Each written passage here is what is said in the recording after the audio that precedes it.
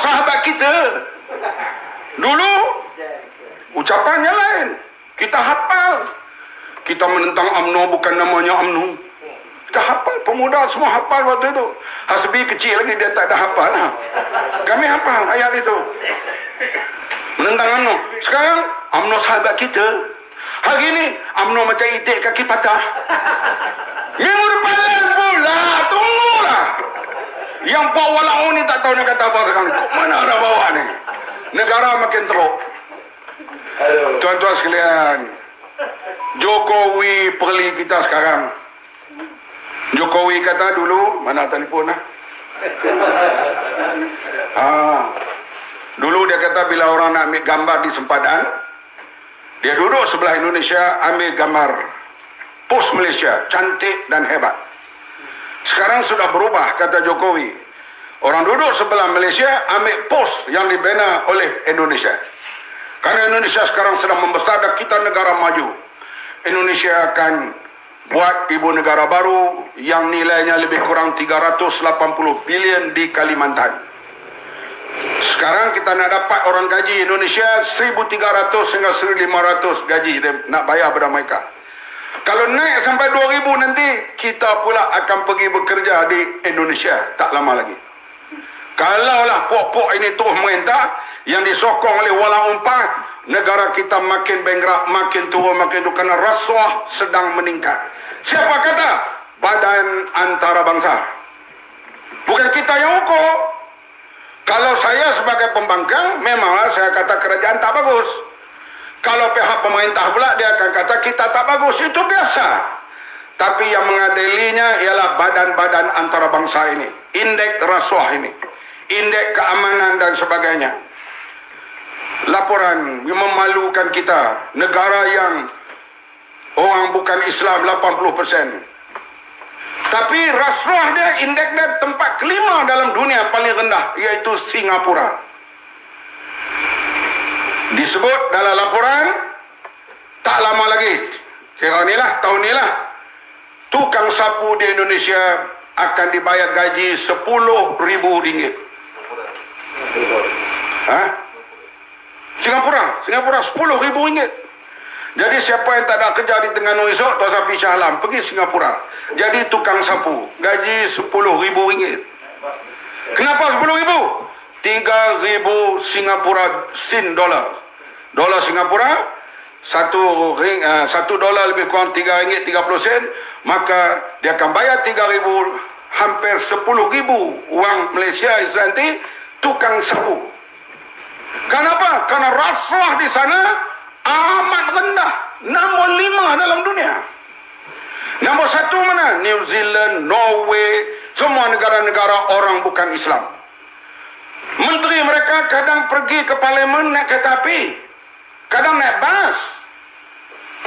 Ini menjadi esko mesti pakai Mercedes, Kelantan. Sampah berselera, orang miskin banyak, beli Mercedes dulu. Ajaran Islamkah ini? Ini yang orang putih bangun dan benci kepada gereja. Saya sebut ulang lagi sekali, orang benci kepada PAS tak apa, benci kepada amanah tak apa, benci kepada UMNO tak apa. Jangan orang benci kepada Islam. Kita tengok TikTok sekarang ni, budak-budak ni, saya bimbang. Sebab orang melihat agamawan inilah yang menyuburkan rasuah dan akhirnya negara jadi miskin. Pelabur pergi keluar ke tempat lain, tidak datang ke tempat kita pada masa akan datang. Apa nak jadi kepada anak cucu kita? Pakatan Harapan berjayakah? Berjaya. Kalau 22 bulan boleh turun nombor 61 kali 51, kalau kita dapat komplit 5 tahun, barangkali kita boleh jatuh ke tempat 35 dalam dunia, hampir di seluruh ekonomi sampai ke tahap negara Eropah. Tapi sekarang Malaysia sedang menuju kepada negara Afrika. Indonesia dan Vietnam sedang membangun. Dan tak pelik Kampuchea barangkali akan potong Malaysia tidak lama lagi. Lihatlah, sekarang terdedah lagi banyak. Saya tak faham banyak hal bank-bank ni.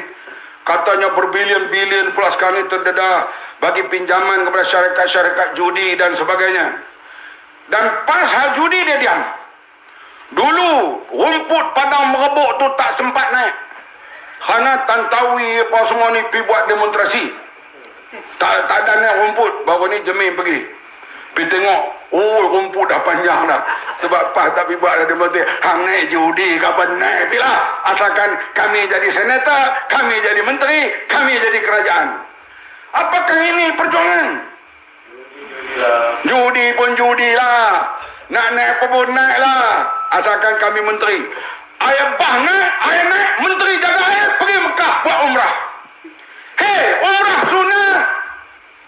Bila-bila pun boleh pergi.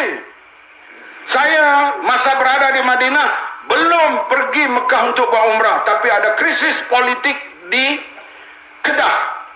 Waktu itu Ustaz hadir dari luar negeri, Presiden PAN, saya timbalan ada di luar negeri, iaitu pergi umrah. Daripada Madinah tak sempat pergi Mekah, saya terbang balik. Kerana nak menyelesaikan masalah kemelut di Kedah zaman pemerintahan Ustaz Azizah Razak. Sekarang banjir naik, rakyat sudah mati, menteri jaga air pergi umrah. Kalau saya jadi Perdana Menteri, saya pecat Tuan Ibrahim Tuan Man 24 jam. Kerana tak bertanggungjawab. Tapi Mai Sabri berani tak pecat? Tak berani sebab PAS kata kami adalah 18 orang. Jikalau dipecat, kami tarik diri. Habis. Akhirnya Mai Sabri duduk gitu ya semua. Kerajaan makin lemah. Dan cara mereka sekarang ini pilihan raya mereka mudah menang kerana kita tak boleh kempen. Ini berlaku di Melaka. Dan dia tengok pula di Sarawak pun menang. Nak ceramah, nak kempen tak boleh. Mereka ada TV, radio duk cakap pada orang ramai. Dia buat pula di Johor. Yang tak perlu buat. Kerana Pakatan Rakyat beri jaminan kepada Menteri Besar. Kami tak akan jatuhkan kerajaan Johor. Buatlah kebaikan untuk rakyat. Sampai pilihan raya akan datang, kita tak kacau. Tapi desakan daripada dalam UMNO sama UMNO ni, buat pilihan raya. Belanja lebih kurang 160 juta. Kalau 160 juta tu bantu mangsa banjir Johor, bukankah lebih baik? Bagi mereka itu nombor 2, nombor 3. Yang paling penting, suasana ini, dalam rakyat tak boleh keluar, dalam tak boleh ceramah, dalam tak boleh kempen, mereka berpeluang untuk menang. Maka itulah dibuat pilihan raya Johor. Kalau boleh buat negara lain, dia akan buat juga. PAS sekarang sedang mengajuk. Kita nak tengok dia nak mengajuk berapa hari. Sebab bagi mereka ni, saya tak mahu sebutlah apa Tengku Razali kata kepada mereka. Tengku Razali kata apa? Batu. Ada seorang lagi pula daripada Johor, Khalid Nordin. Dia kata apa pada PAS? Bosia. Saya tak gamak nak sebut. Tapi Jeming dia sebut ya. Tapi itulah hadirin sekalian, jadi saya harap walaupun kami di Terengganu ni kita kata amanah dan Pakatan Harapan tidaklah kuat buat masa ini, saya yakin menjelang pilihan raya, rakyat akan mendengar penerangan-penerangan. Dan saya yakin ahli-ahli PAS yang berfikir sedang gelisah melihat apa yang berlaku di negara kita apabila PAS bersama bersekongkol dengan mereka yang terlibat dalam rasuah dan sedang memerintah Malaysia sekarang ini. Apa jadi pada negara bila perasuah hebat? Akhirnya rakyatlah yang susah. Orang yang beri rasuah akan bertambah kaya, yang menerima rasuah bertambah kaya. Yang akan menderita ialah rakyat jelata. Fikir-fikirlah untuk buat perubahan. Wabillahi taufiq, wassalamualaikum warahmatullahi wabarakatuh. Waalaikumsalam.